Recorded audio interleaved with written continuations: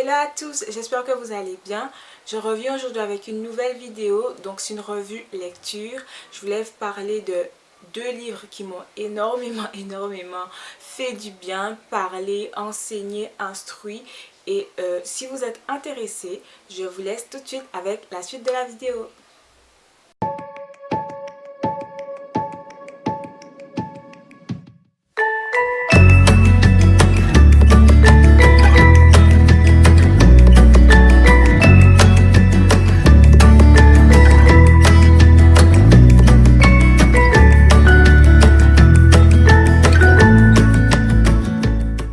Les deux livres dont je voulais vous parler sont deux livres qui parlent de développement personnel. S'il faut classifier, c'est comme ça que je pourrais le dire en fait. Et le premier en fait, c'est celui-ci qui s'appelle The Defining Decade, Why Your 20s Matter and How to Make the Most of Them Now. Alors l'auteur c'est Meg Jay PhD, donc c'est une psychologue américaine. Le livre en question est en anglais, donc si vous êtes à l'aise avec l'anglais, voilà, je pense que vous pourrez le lire sans problème, puisque donc c'est un livre qui n'est pas très compliqué à comprendre. Il est assez, je l'ai lu très fluidement, il est assez simple, il est assez abordable, et en fait je l'ai payé 13 € sur le site Amazon. Si vous l'achetez actuellement, vous n'allez pas avoir cette couverture puisque maintenant il y a une nouvelle édition. C'est un livre super intéressant. Moi personnellement, il m'a énormément aidé, il m'a énormément parlé. Il y a trois thèmes principaux qui vont être déclinés dans le livre. Le premier thème, c'est le travail. Le deuxième thème, c'est l'amour. Et le troisième thème, c'est le corps et le cerveau. Et dans chacun des thèmes, on va avoir plusieurs choses qui vont être développées, plusieurs aspects qui vont être développés. Dans le premier thème, le travail, on a l'aspect weak ties qui va être développé. Donc les weak ties, c'est quoi? Les weak ties, on va dire, c'est les relations qui ne sont pas forcément profondes que vous avez avec votre entourage. Et très souvent, les weak ties, c'est celles qui vont vous permettre de progresser le plus dans votre carrière professionnelle.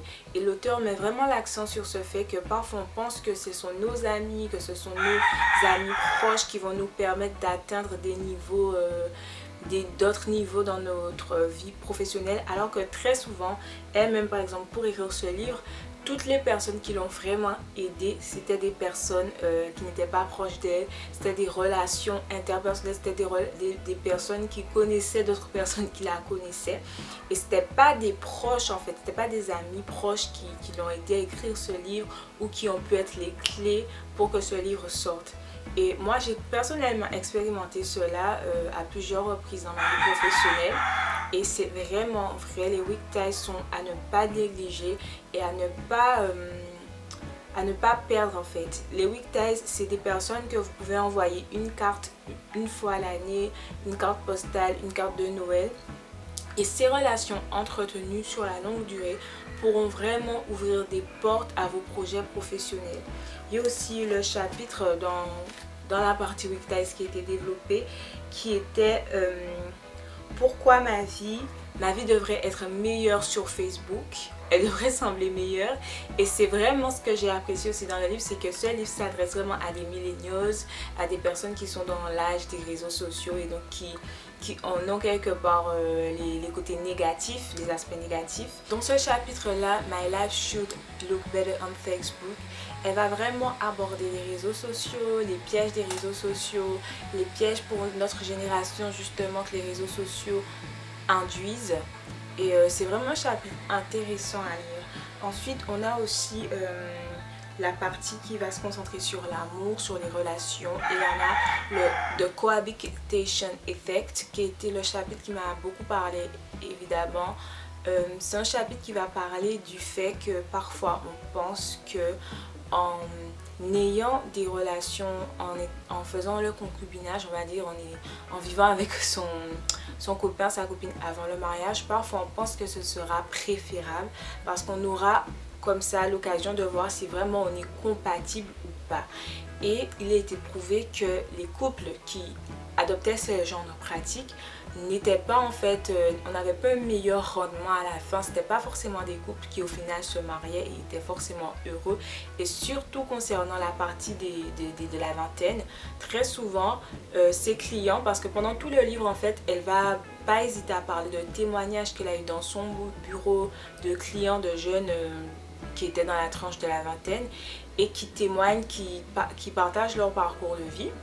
Et dans ce chapitre-là, justement, on voit qu'il y a plusieurs personnes jeunes qui se sont mis en couple très tôt avec certaines personnes, mais qui, comme ils étaient au début de leur vingtaine, avaient énormément de compromis, énormément de choses qu'ils laissaient passer parce que quelque part, ils se disaient eux-mêmes, c'est juste une relation qui est confortable pour ce moment-là de ma vie et plus tard, on verra. Et en fait, au final, il s'avérait que c'était souvent des relations qui progressaient avec le temps, qui avançaient avec le temps, mais qui étaient des relations basées sur énormément de compromis, énormément de choses où on se dit, bon, ben on va régler ça plus tard, on verra plus tard si ça continue à tiendre. Et au final, c'était des relations où on passait énormément d'années sans vraiment être heureux ou épanoui. Et dans toute cette partie-là, on va vraiment parler de tout ce qui est date, de tout ce qui est relation, copinage et de bien mettre en valeur, même si c'est tôt, même si on est assez jeune, parce que ce livre parle de toute la décennie de la vingtaine, mais de ne pas hésiter à ne pas brader ses exigences, à ne pas hésiter à avoir des exigences bien précises sur la personne qu'on recherche ou la personne avec laquelle on voudrait être tout simplement. Ensuite, on a la dernière partie, Brain, qui, je trouve, il y a eu des choses encore de work et de love qui se sont immiscées dans cette partie. Donc, en fait, en vrai, toutes les parties sont séparées, mais elles sont aussi interreliées, en fait. Et donc, c'est pas grave si parfois on a l'impression d'avoir un chapitre qui devrait être dans l'autre, en tout cas à mon sens.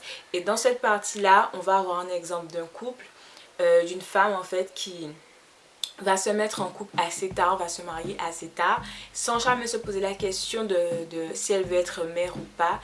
Et parce que c'est vrai que ces temps-ci, de plus en plus à la télé, on voit des personnes qui sont très âgées finalement et qui arrivent à avoir des enfants. Et on se dit que nous aussi, pourquoi pas, on pourra avoir des enfants sans problème vers la fin de notre trentaine. Alors qu'en vrai, ces personnes-là justement qui sont à la télé sont des personnes qui ont vraiment... qui n'ont pas les mêmes moyens financiers que monsieur ou madame tout le monde et donc qui peuvent, quand ils décident d'avoir des enfants dans leur trentaine, dans la fin de leur trentaine, ils peuvent avoir recours à certaines choses que la médecine leur propose mais qui coûtent très cher. Donc elle encourageait aussi dans cette partie du livre à ne pas hésiter à se poser des questions tôt vers quand je voudrais avoir des enfants, à quel moment j'ai envie de settle down, à quel moment j'ai envie de me marier, à quel moment j'ai envie de me poser. Finalement il n'est pas vraiment trop tôt pendant la vingtaine et le début de la vingtaine pour se poser, juste se poser ces questions. Pas forcément tout de suite faire les choses, mais juste les envisager, y penser. Et c'est vraiment aussi ce qu'elle mettait en avant dans cette partie du livre. Donc ce livre, vraiment je vous assure, il m'a fait un bien fou, il m'a beaucoup parlé, je vous le conseille de ouf. Je pense que ça va faire du bien aussi, je pense que ça va vous parler, je pense que ça va vous enseigner sur votre vingtaine finalement, comment faire le mieux possible pour avoir le plus. Donc c'est une question d'investissement, comment les investir convenablement et pouvoir en retirer le meilleur. Donc voilà, pour vous dire vrai, franchement ce livre m'a beaucoup aidé, il m'a beaucoup enseigné. Il y a vraiment des choses en fait que quand on est dans notre vingtaine, on a vraiment des questions en fait. Comment ça fonctionne, mon premier emploi, mon premier job, mes études, choisir ma spécialité. C'est vraiment des questions qu'on se pose et pour lesquelles on peut être assez perdu. Et lire ce livre, avoir un livre de plusieurs jeunes qui se posent les mêmes questions que nous et qui ont fini par trouver des réponses, ça fait énormément du bien. Il y a un exemple qui me vient en tête, c'est celui sur... il y a une femme en fait qui se posait pas mal de questions sur son premier emploi et qui était extrêmement dure avec elle, c'est une jeune fille dans le livre, parce qu'elle se disait en fait J'ai mon premier job, mais je suis totalement dans l'incapacité de me faire. Je me sens nulle au travail. J'ai l'impression de jamais pouvoir répondre aux exigences de mon boss. Et dans le livre, on a la psychologue qui, pendant une de ses séances, lui dit, mais en fait, c'est tout à fait normal, c'est ton premier travail. Et ce qui te sépare, ce qui te différencie des personnes, en fait, qui t'ont l'air extrêmement talentueuses, c'est le nombre d'années d'expérience. Et au bout de certains temps, si tu te fais confiance, si tu acceptes de passer par cette saison d'inconfort, tu verras que tu seras beaucoup plus productive et verras que tu seras à l'aise finalement dans ton poste et ça va te demander et ça va te permettre de pouvoir changer au moment où tu voudras. Et ça m'a beaucoup parlé également aussi parce qu'il y a pas mal de jobs que j'ai fait au début de ma vie professionnelle et qui en fait je me sentais aussi inefficace. Et j'ai compris en fait avec le temps et parce que aussi j'ai eu des personnes qui m'ont pu m'aider, qui me disaient qu'en fait c'est totalement normal quand on commence un travail d'être incompétent parce qu'on ne connaît pas en fait vraiment ce qu'on nous demande, on ne comprend pas, on avance sur une terre inconnue et au fur et à mesure on arrive à s'adapter et à finalement être hyper compétent dans son poste. Donc c'est vraiment un livre que je vous conseille au 20 quelque chose. Le livre parle beaucoup de ça, 20, 21, 22, 23, 24, 25, 26, bref, peu importe votre âge, même si vous êtes à 1 an de la trentaine, franchement je vous encourage à lire le livre. Je pense que ça va vous aider, ça va vous apporter des clés et des réponses. Le deuxième livre dont je voulais vous parler, c'est Réveiller le millionnaire qui est en vous. Donc ce livre, j'avoue que est assez parfois il peut faire peur à certains parce que on peut se dire ouais mais moi c'est pas ce qui m'intéresse, être millionnaire, etc. Bon, pour certains, mais je vous assure qu'il ne s'agit pas d'amour de l'argent dans ce livre, il ne s'agit pas de cupidité, de vouloir plus, non, il s'agit juste d'éducation financière et finalement c'est hyper important. Malheureusement dans notre société, tout ce qui a rapport aux chiffres, aux finances, souvent il faut être en compta, en gestion, en économie, dans des filières très spécifiques pour pouvoir avoir accès à ce genre d'informations, alors qu'en vrai c'est vraiment quelque chose qui devrait être comme les maths ou le français, ça devrait être tout niveau confondu, toute filière confondue parce que en fait on est tous confrontés à la gestion de nos finances dans notre vie. Alors dès qu'on est très jeune, on doit être confronté à quand on a de l'argent de poche, à se dire bon ben je vais pas en prendre 2 € pour m'acheter mes bonbons, 3 € je vais les investir. On est tous confrontés à ça. Moi je me souviens la première fois que j'étais confrontée à gérer de l'argent, ben, je devais avoir moins de 10 ans. Et pendant toute ma petite enfance, ma grande enfance, c'était la même chose. Mon adolescence, j'ai dû savoir comment je faisais pour économiser et en même temps me faire plaisir de temps en temps. Et ce livre-là, c'est vraiment cette réponse-là qui m'a apporté.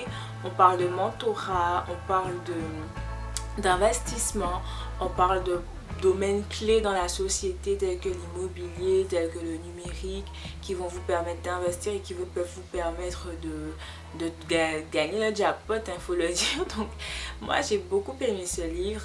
Ça m'a appris beaucoup de choses, ça m'a permis de repenser les choses au niveau de mes finances, au niveau de l'argent. Ça m'a appris à comprendre qu'il faut vraiment de plus en plus chercher l'information sur ce sujet si on veut un jour avoir des finances saines et pas toujours être dans une vie où on vit sur son découvert. Quelque part on vit au-dessus de ses moyens en fait et on n'arrive pas à épargner, on n'arrive pas à économiser, on n'arrive pas à faire de grands achats sans faire de crédit. C'est juste hyper contraignant dans la vie en fait, et avoir un bon mindset concernant ses finances et avoir une bonne éducation financière, c'est vraiment le minimum. Donc je vous le conseille. J'avais oublié de dire l'auteur, donc l'auteur c'est Victor Hansen et Rupert Allen. Je vais essayer de vous mettre la photo du livre ici ou ici parce que je l'ai oublié, donc je ne pourrais pas vous le montrer, mais il m'a coûté à peine 16 €. Je pense que le prix va dépendre de l'endroit de votre fournisseur où vous allez l'acheter. Moi ces deux livres je les ai achetés sur Amazon. Vous pouvez les trouver, je pense, un peu partout, Fnac, Moula, librairie locale, etc., etc. Si, comme d'habitude, vous voulez en savoir plus, je vous encourage à aller sur mon blog caribbeangal.blogspot.com. Vous allez certainement avoir à chaque fois des updates plus rapides que sur la chaîne et vous allez voir des revues, beaucoup plus de revues parce que j'écris un peu plus que je ne blog, etc., etc. Et je vous laisse du coup avec mon blog et entre temps, je vous dis à très bientôt.